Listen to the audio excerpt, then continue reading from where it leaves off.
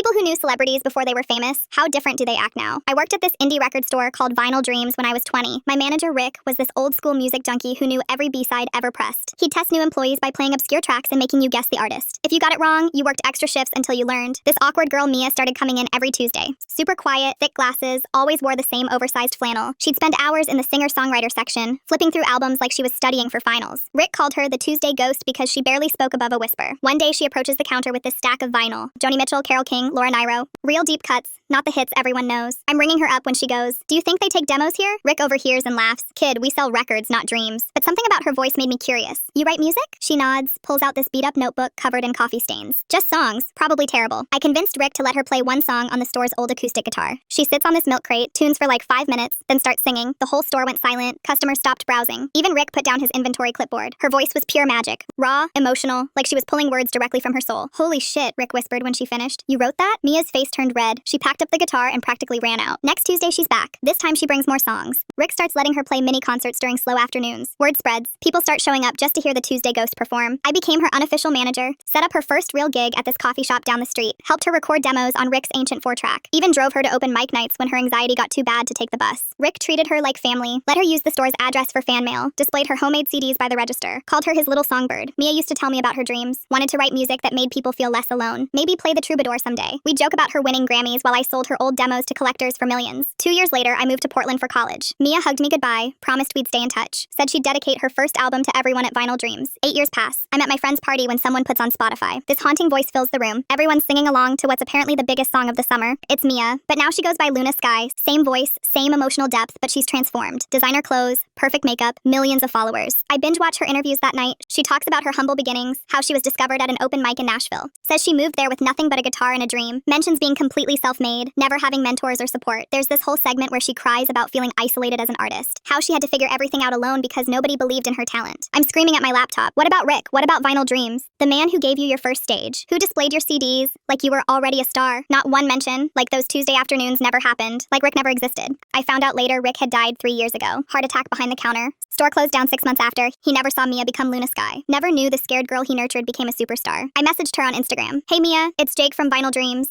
Rick would be so proud. Just wish you remembered where it started." She reads it immediately. No response. I try again. "Remember the Tuesday Ghost? Rick called you his songbird." Still nothing. Week later, a package arrives. No return address. Inside is a vintage vinyl pressing of her debut album and a note. "For the memories. Hope this covers it." The album's worth maybe $200, but it felt like she was buying my silence. Like Rick's memory was worth a collectible record and a dismissive note. I still have that vinyl, never played it. It's sitting next to a photo of Mia's first coffee shop gig. Rick's in the background, beaming like a proud father watching his daughter perform.